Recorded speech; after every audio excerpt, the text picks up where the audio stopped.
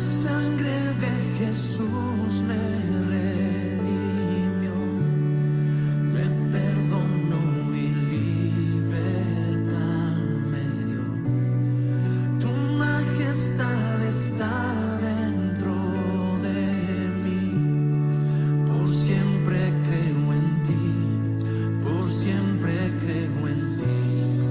Me inundas con justicia y amor, tu gracia cautiva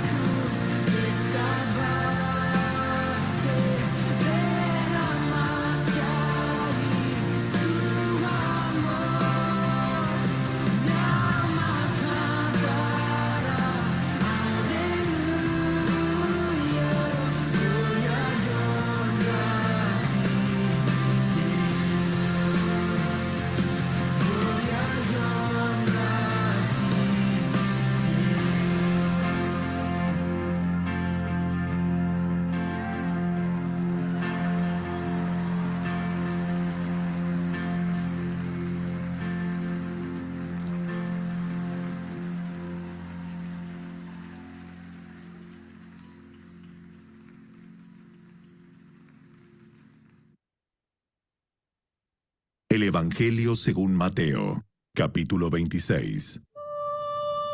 Cuando Jesús terminó de hablar todas esas cosas, dijo a sus discípulos: Como ya saben, la Pascua comienza en 2 días, y el Hijo del Hombre será entregado para que lo crucifiquen.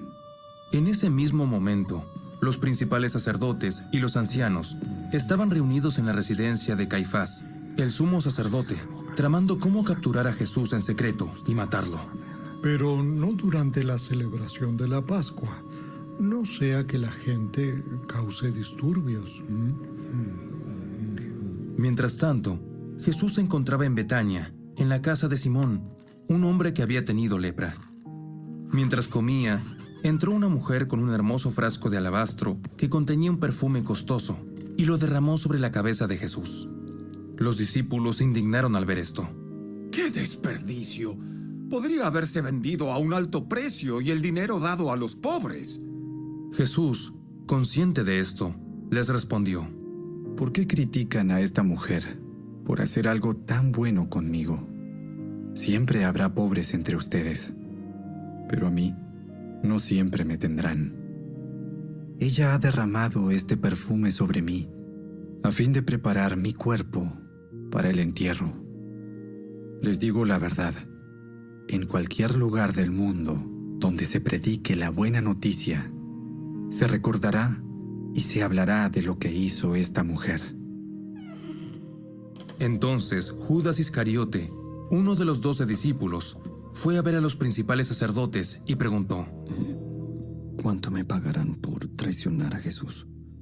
Y ellos le dieron 30 piezas de plata. A partir de ese momento, Judas comenzó a buscar una oportunidad para traicionar a Jesús. El primer día del Festival de los Panes sin Levadura, los discípulos se acercaron a Jesús y le preguntaron: ¿Dónde quieres que te preparemos la cena de Pascua? Al entrar en la ciudad, verán a cierto hombre. Díganle: el maestro dice, mi tiempo ha llegado, y comeré la cena de Pascua con mis discípulos en tu casa. Entonces los discípulos hicieron como Jesús les dijo y prepararon la cena de Pascua allí. Al anochecer, Jesús se sentó a la mesa con los 12. Mientras comían les dijo: Les digo la verdad, uno de ustedes me traicionará. Ellos, muy afligidos, le preguntaron uno por uno: ¿Seré yo, Señor? Uno de ustedes que acaba de comer de este plato conmigo me traicionará. Pues el Hijo del Hombre tiene que morir tal como lo declararon las Escrituras hace mucho tiempo. Pero qué terrible será para el que lo traiciona. Para ese hombre sería mucho mejor no haber nacido. Judas, el que lo iba a traicionar, también preguntó: ¿Seré yo, Rabí? Y Jesús le dijo: Tú lo has dicho. Mientras comían, Jesús tomó un poco de pan y lo bendijo. Luego lo partió en trozos, lo dio a sus discípulos y dijo: Tómenlo y cómanlo, porque esto es mi cuerpo. Y tomó en sus manos una copa de vino y dio gracias a Dios por ella. Se la dio a ellos y dijo: Cada uno de ustedes beba de la copa, porque esto es mi sangre, la cual confirma el pacto entre Dios y su pueblo. Es derramada como sacrificio para perdonar los pecados de muchos. Acuérdense de lo que les digo. No volveré a beber vino hasta el día en que lo beba nuevo con ustedes en el reino de mi Padre. Luego cantaron un himno y salieron al monte de los Olivos. En el camino, Jesús les dijo: Esta noche, todos ustedes me abandonarán, porque las Escrituras dicen: Dios golpeará al pastor y las ovejas del rebaño se dispersarán. Sin embargo, después de ser levantado de los muertos, iré delante de ustedes a Galilea y allí los veré. Pedro declaró: Aunque todos te abandonen, yo jamás te abandonaré. Te digo la verdad, Pedro. esta misma noche, antes de que cante el gallo, negarás 3 veces que me conoces. ¡No! Aunque tenga que morir contigo, jamás te negaré. Y los demás discípulos juraron lo mismo.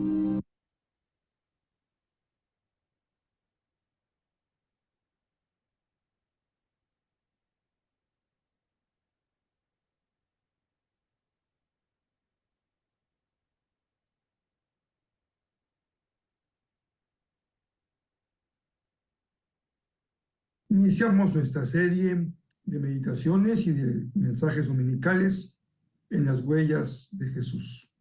Durante 50 días acompañamos a Jesús caminando con él, su pasión, su muerte, su resurrección y su ascensión. Hoy es el primer mensaje. Pidámosle al Señor su dirección. Padre, gracias porque eres tan bueno con nosotros, porque tu misericordia nos alcanza cada día de nuestra vida. Y hoy queremos suplicarte que nos hables. Queremos aprender cada día a caminar con Jesús de una mejor manera, más comprometida, más consciente, más profunda, más decidida, Señor. Él nos invitó a seguirlo. Hemos respondido a su invitación. Y esa es la razón que nos mueve y el deseo que hoy nos motiva a estudiar esos pasajes selectos de los evangelios en los que encontramos a Jesús caminando con sus discípulos. Gracias, Señor, porque eres bueno con nosotros al hablarnos, al enseñarnos, al exhortarnos, al desafiarnos. Permite que podamos escuchar hoy con atención y practicar lo que tú nos enseñas, Señor. En Jesús, tu Hijo amado. Amén. El mensaje de este primer domingo tiene como título La bendición de la desilusión. No es un título que resulte, por lo menos, muy positivo, porque a quien le gustaría hablar del rasgo positivo de una desilusión. Pero en el transcurso del mensaje espero poder comunicarme con toda corrección y con toda claridad para que comprendamos por qué la desilusión es una bendición. Hemos escogido para este primer domingo el pasaje de Mateo 26, 30, 35 y lo hemos hecho porque empezamos los 50 días ubicados en el tiempo de Jesús, en su vida, en el día jueves, el día previo a su crucifixión. Veremos varios pasajes que tienen que ver con este día previo, día jueves, día viernes, para que lleguemos lo más cercano posible a la fecha en que lo conmemoramos, la semana de pasión, el día viernes de su cruz, el domingo de resurrección, y también vamos a cubrir esta serie con un aspecto tal vez no debidamente enseñado y predicado, que es la ascensión de Jesús. Pero empecemos hoy con Mateo 26, 30 hasta el 35. Voy a leer, como siempre, la Nueva Traducción Viviente. Dice así: Después de cantar los salmos, salieron al monte de los olivos. Esta misma noche les dijo Jesús: todos ustedes me abandonarán, porque está escrito: heriré al pastor y se dispersarán las ovejas del rebaño. Pero después de que yo resucite, iré delante de ustedes a Galilea. Aunque todos te abandonen, declaró Pedro, yo jamás lo haré. Te aseguro, le contestó Jesús, que esta misma noche, antes de que cante el gallo, me negarás 3 veces. Aunque tenga que morir contigo, insistió Pedro, jamás te negaré. Y los demás discípulos dijeron lo mismo. El ser humano, tú y yo, ciframos nuestras ilusiones en tantas cosas. Nos ilusiona aquello que nos satisface, que nos puede dar un poquito de prestigio en la vida. Aquello que nos hace sentir seguros nos ilusiona.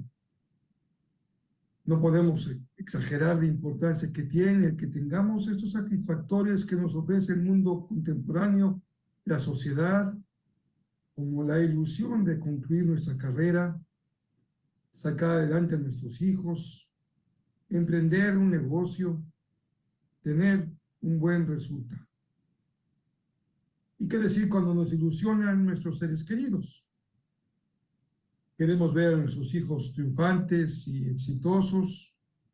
Queremos ver de lo mejor a nuestros seres queridos. ¿Y qué decir de la ilusión cuando nos enamoramos y estaba lleno nuestros ojos de la imagen de ese ser amado? La ilusión de una señorita, de un joven, de llegar felices al día de su matrimonio. Pero no me negarás que muchas veces, como dice la expresión, el gozo se fue al pozo. Porque la posibilidad de que a la ilusión la acompañe la desilusión es tan real, tan posible y tan factible, mucho más de lo que quisiéramos. Muchas ilusiones se derrumban como castillos de arena porque hay factores que no podemos controlar. No es que la ilusión en sí misma haya fallado, sino factores que la rodean. Una crisis económica que daña nuestros bienes materiales y que obliga a un joven a dejar su escuela, a posponer sus planes de matrimonio, a realizar ese viaje. Una enfermedad que llega de forma inesperada y se acaba todos los ahorros, todo lo aniquila. O descubrir que el hombre, la mujer, la persona, no es lo que se suponía, ni lo que su prójimo esperaba de él. Lo cierto es que muy frecuentemente la ilusión va de la mano de la desilusión. No sé si te ha pasado, tal vez te has visto también sufrir el dolor de una desilusión. Como el blanco y el negro van juntos, como la luz y la oscuridad, también la ilusión y la desilusión caminan de la mano. Pero el título del mensaje de hoy me permite expresarte y enseñarte lo que la palabra de Dios dice acerca de la desilusión como la posibilidad latente de construir otro tipo de ilusiones, de poder encontrar la bendición de una desilusión. Cuando podemos mirar cosas mejor fincadas, más maduras y con una fe bien fundamentada. Alguien ha dicho que hace falta mucho valor para ver en las ruinas de un desastre que nos mortifica, que nos humilla, que nos lastima, los elementos del futuro éxito. Y nada más contemporáneo para esta frase que la terrible tragedia de los temblores, terremotos de Siria y de Turquía.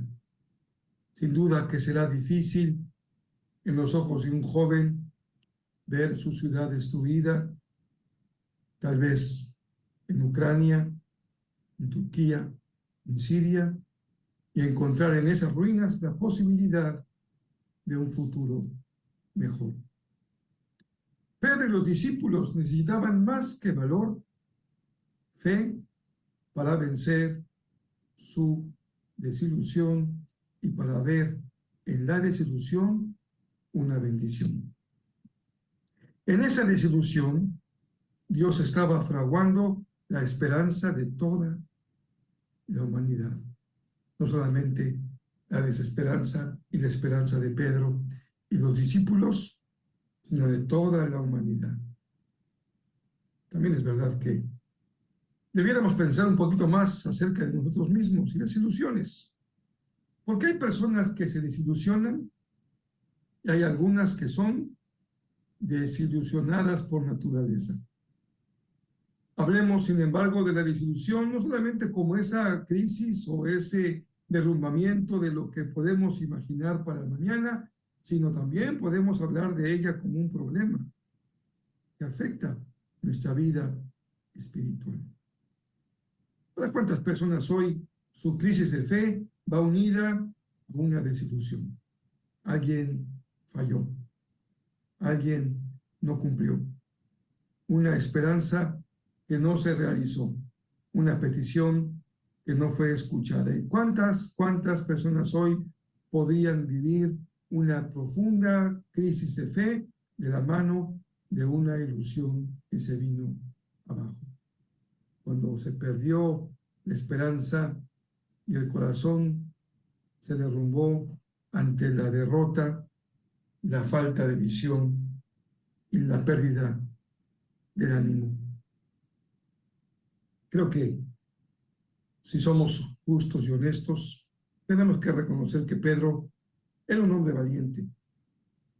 No decía mentiras cuando él afirmó con toda vehemencia, estaba listo para mantenerse leal, viniera lo que viniera.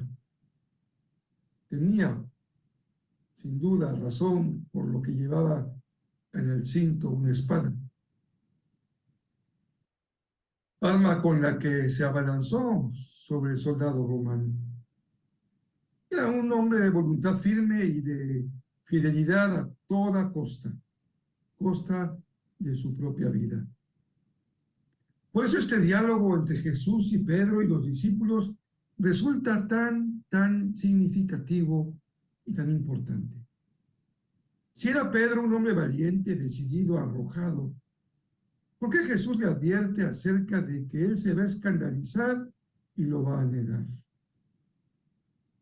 Pedro estaba blindado para hacer frente a los adversarios, pero no estaba blindado para hacer frente a una desilusión.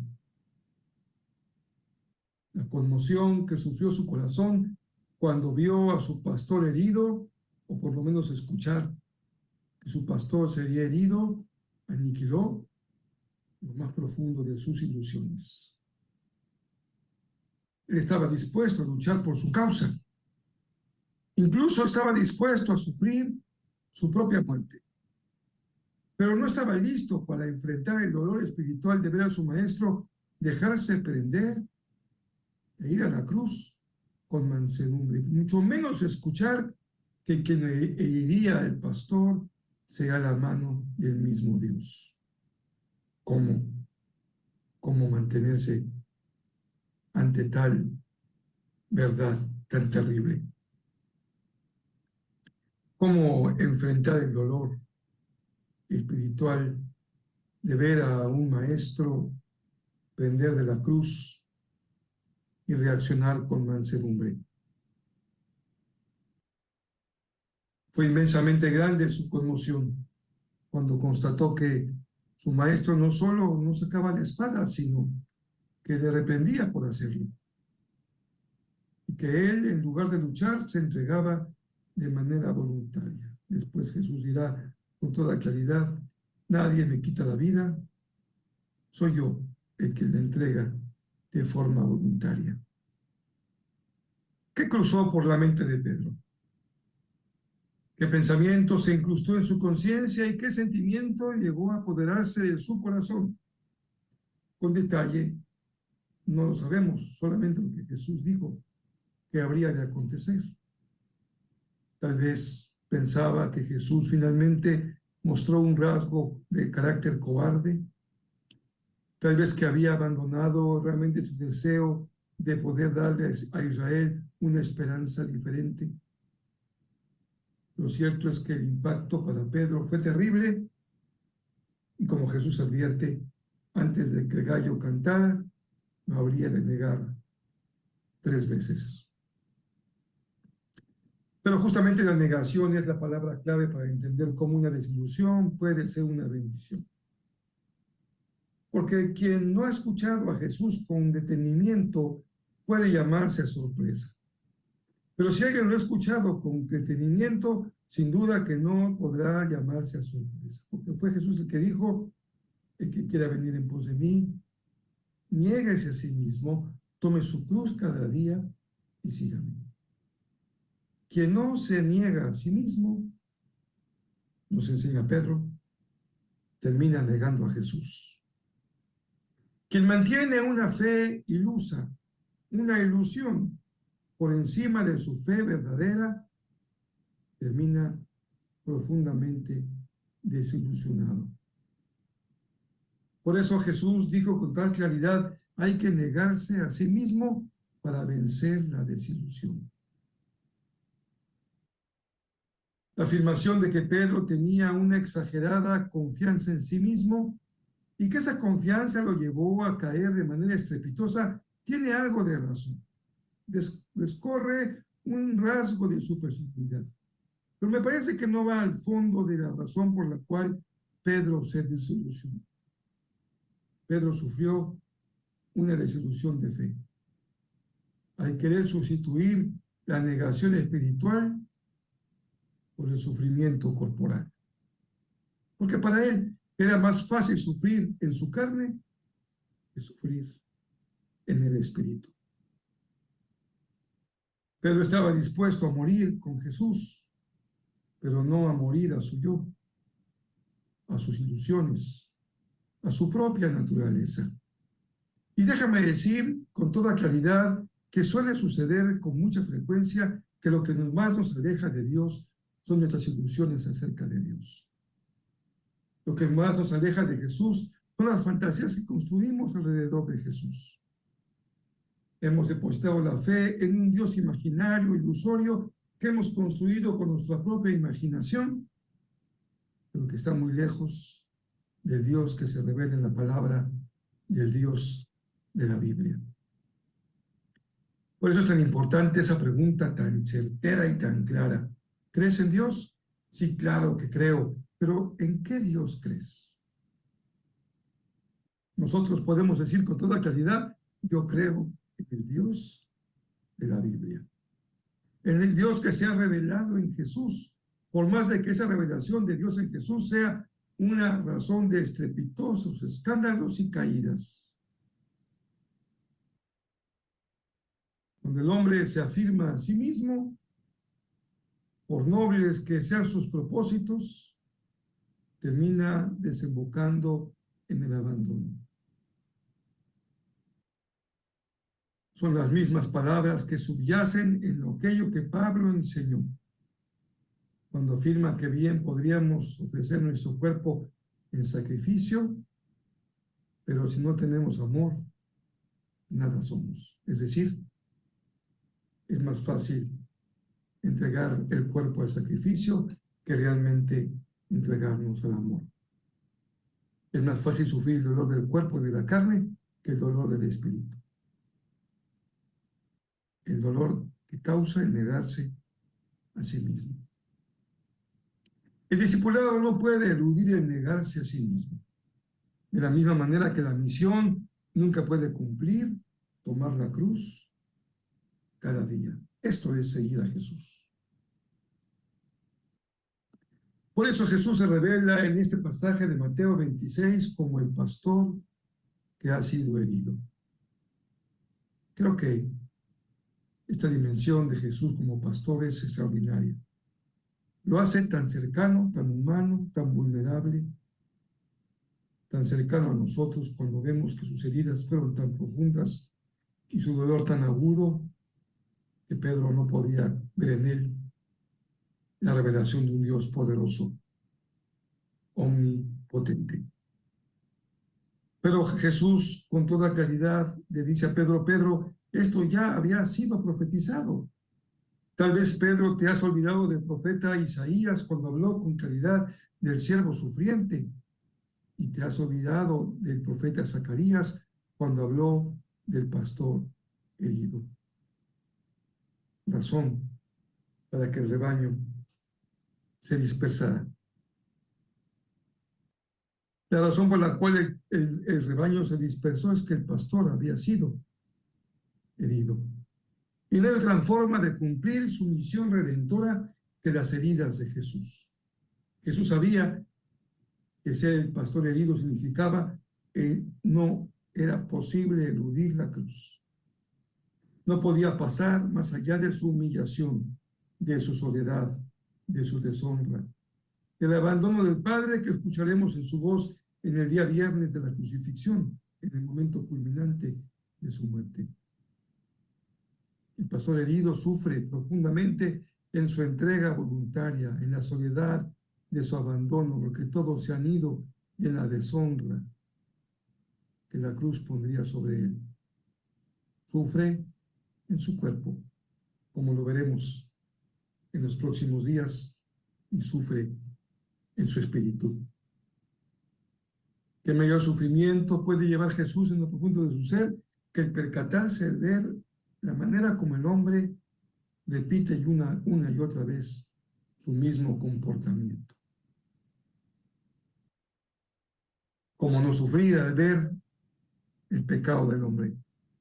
Ese sufrimiento es tan profundo como el cuerpo que será partido y la sangre que será derramada. Porque Jesús sabe que en la economía de la salvación de Dios, sin derramamiento de sangre, no hay remisión de pecados. El siervo sufriente a nadie le es agradable, dice Isaías, y voltearemos de él nuestro rostro. Su herida de muerte afligió su cuerpo y afligió su espíritu, pero afligió aún más a Pedro, al discípulo, que no sabía cómo seguir a un Jesús del sufrimiento. Por ello, la manera en que la desilusión se torna en bendición es porque nos enseña a negarnos a nosotros mismos. Ya sea que caigamos en la desilusión o que seamos unos desilusionados por naturaleza, es preciso acatar para la vida de Jesús y nuestra propia vida la voluntad divina que nos lleva por el camino de la victoria sobre el desánimo, la dispersión y la negación.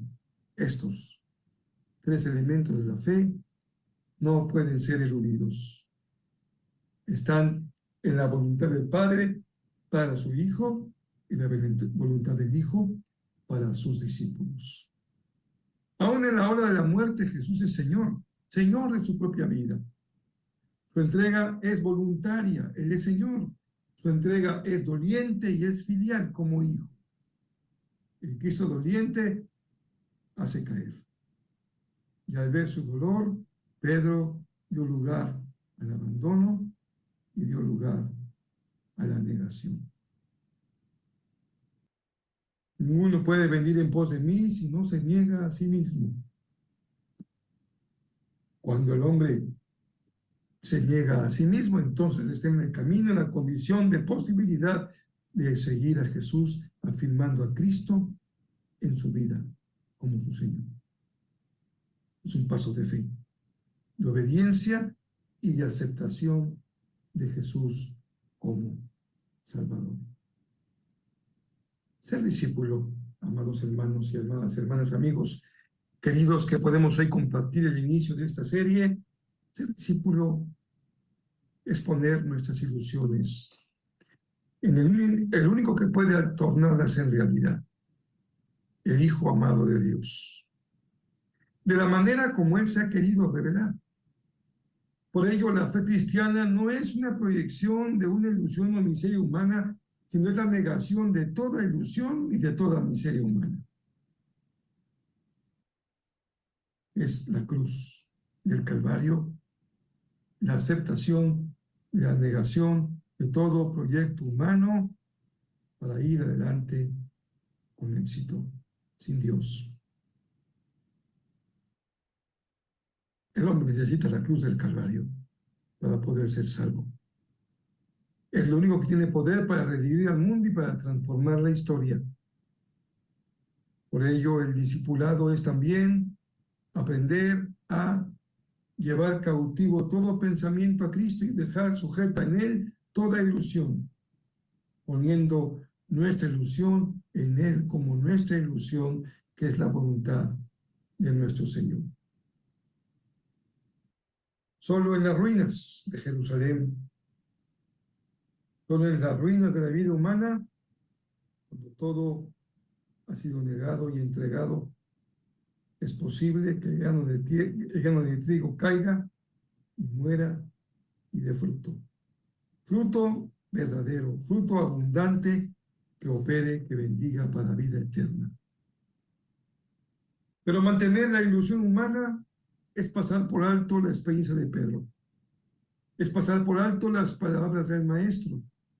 El discipulado es una dimensión de fe para cifrar toda esperanza no en una vana ilusión, sino en Cristo Jesús.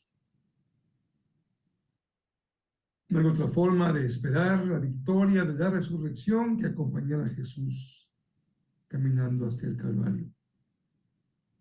Cuando las ilusiones del hombre son las de Dios y la visión de los discípulos es la visión del Hijo, entonces estamos en el camino de la bendición.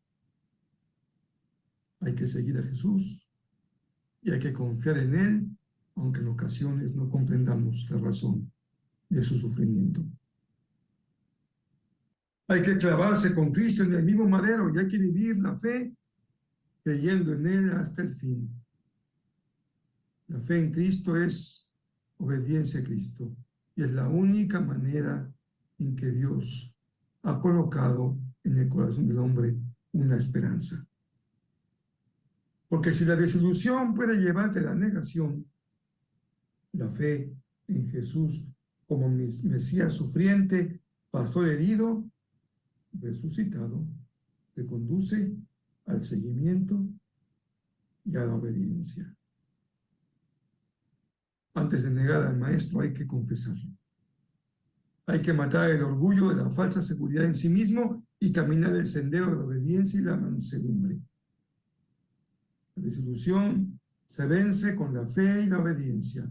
La desilusión se torna en bendición cuando hace que eso que es falso, ilusorio, infantil, imaginario, se caiga y se derrumba y nos podamos encontrar cara a cara con el Jesús verdadero, el Jesús del Evangelio, el pastor herido. En Galilea, lugar de frontera, lugar de misión, se revelará Jesús a sus discípulos como el Dios de la vida, el que les concede la paz y les encomienda la tarea de proclamar las buenas nuevas hasta el fin del mundo. Y para ello es preciso tomar la cruz e ir en pos de Él. No es una llamada al sufrimiento por el sufrimiento mismo. No es una llamada a abandonar la ilusión por el mero hecho de abandonar la ilusión. La bendición de la desilusión es cuando lo que es falso, lo que no es verdadero, se derrumba y surge como una pequeña plantita en un viejo madero, la esperanza verdadera en el Jesús de la resurrección, de la pasión y de la cruz. Cifremos en Él nuestra esperanza. Vengamos hoy a pie de la cruz. Caminemos con Él día a día, 50 días, hasta su ascensión. Que así sea. Para su gloria y su honra oremos. Padre, gracias porque nos invitas hoy a que cifremos toda esperanza en Cristo y que renunciemos a toda falsa ilusión. Incluso con esa falsa ilusión, toma el ropaje de una religión. Jesús, más que la expresión de una religión, es la expresión del verdadero Mesías, pastor herido, Cordero de Dios. El único que quita el pecado del mundo. Por ello te bendecimos con todo nuestro corazón y damos en Jesús, tu Hijo amado. Amén.